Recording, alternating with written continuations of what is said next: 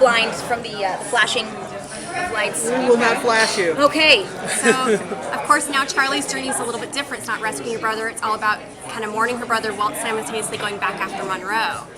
Really, how does that feel as an actress to kind of shift gears like that from going from a point of being motivated by love now to being motivated by revenge? It's very interesting to play. I've had a lot of fun with Charlie because I feel as though her growth and her character arc is very cool, very unique to what everybody else has got going on.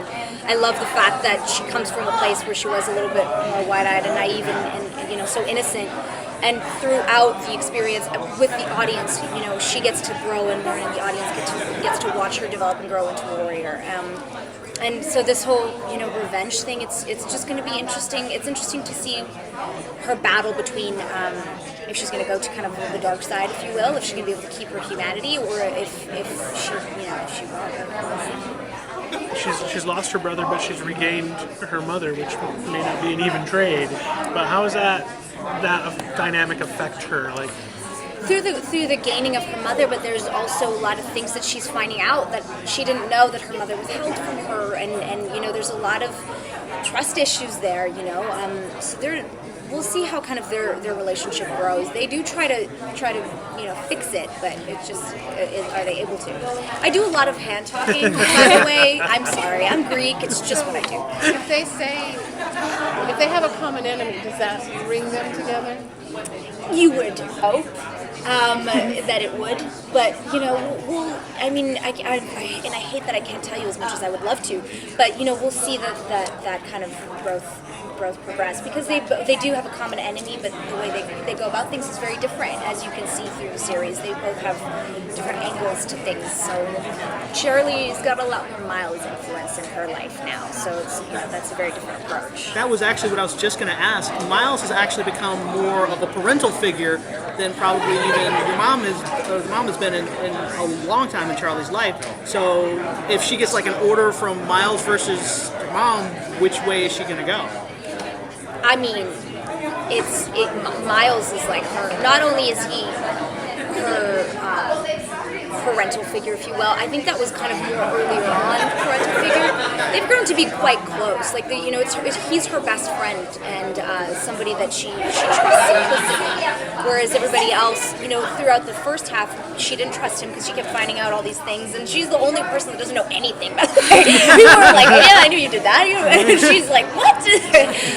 So Miles is that person who she's kind of now. They've grown to a place where they're a lot more equal, and as much as obviously Miles has a lot more of like the training and all that stuff, but they're she's now a valuable asset to this war, and I think that's fun, and their relationship definitely grows even further, which is really cool. What's your personal level of tech addiction, and does the show make you sort of think about like how much you rely on it? Absolutely. I mean, never mind the fact that for work we fly. I mean, I flew in yesterday. I'm flying out tonight. That's gone. If without electricity and just everything in general. I mean, look at us right now. I think about it a lot. And when I read the pilot, I was like, yeah, that's something to really consider and think about. When I was young, not to go, but like when I was 4, I grew up in a little village, and we didn't. My brothers and I used to play soccer and play outside all the time, and we got into the gaming thing more when we came up to Canada.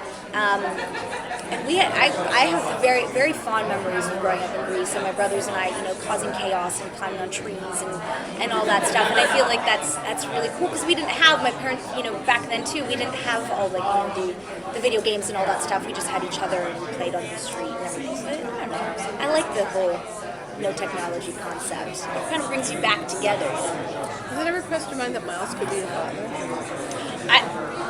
It has crossed my mind. I've thought about it, but they haven't. Definitely, no one's hinted to it. So, I don't think that's the case. But we always joke around with Rachel, with Elizabeth. We're like, Rachel really just has no boundaries. Could we keep Jason for Charlie? Could you just? And she's always joking. We're always bugging her.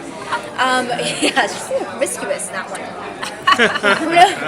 So Charlie tried to keep Danny from getting hurt. Is she going to blame herself for his death? I think whenever you lose somebody close to you, there's always a part of you that wishes you could have done something differently, and you could have caught on to that I mean, even, I think everybody's kind of lost somebody that they care about, or hopefully you haven't, but I feel like that's kind of part of life, and I think definitely Charlie has that thing where she just, if she would have persisted, if she would have done things differently, then things would be outcome. I mean, she would have died for him any day, and so the fact that this has happened, it's definitely hard for her to swallow. In the episodes ahead, as a cast member, are there things that still blew your mind when you saw the script? Are there some things coming up that are like really dramatically shocking? It's really cool. I mean, yeah, for sure. Especially finding out about the whole power thing and what's going on there, and the relationships, how we all develop and grow, and where everybody ends up. I mean, I seriously cannot wait. I'm so excited for it to be back on because I can't wait for everybody to watch it. We've had a blast doing it, and I can't wait to read what's coming up. Now we're filming the last episode now. Now I have to go back to real life. That's not cool. Are there some fun behind-the-scenes moments you could share with us? Oh, lots. What can I tell you about? We make fun of each other a lot. There's I was just joking. On Thursday we were filming, and the crew just couldn't wait to get out. It was a long weekend, and me, Zach, Elizabeth, and Daniela could not stop laughing. You know when you're like a little kid and people tell you to be quiet and it makes you laugh more? Yeah, people were like, we want to go home. And we were like, and I don't think I can think about any pranks or anything like that we've done to each other. It's just ongoing teasing that it's a kind of, I'll tell you it and you'll be like, that's not funny. But it's funny to us. We Elizabeth do this cat noise thing while the camera's on our backs. We'll like make a weird cat sound to screw up the other person. Now you gotta show us. I can't do it without her. Is there any cast member that you haven't had a scene with yet? Because I don't think you've had one with Monroe yet. I had with Monroe and 10. Yeah, when we go to get Danny. Oh, right. Or I how about haven't seen Grace or Randall.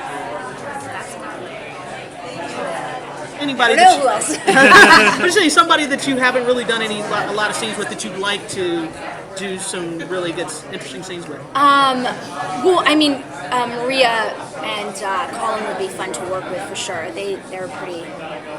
We always like pass each other. And they're pretty rad. I like to work with them. But I feel like we've all played.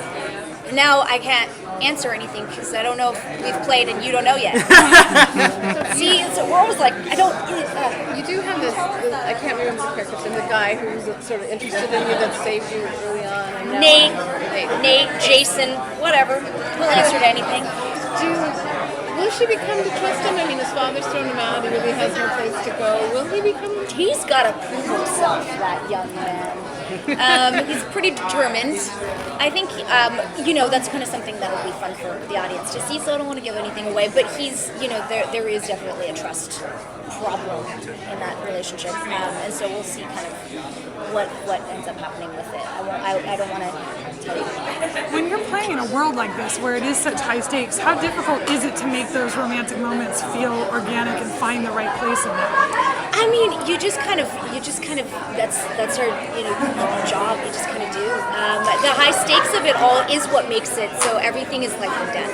Everything is intense, passion and all these things with everybody, even if it's a non-romantic relationship. Everything is life and death at all points in time. So that always elevates the stakes for us, which is really cool.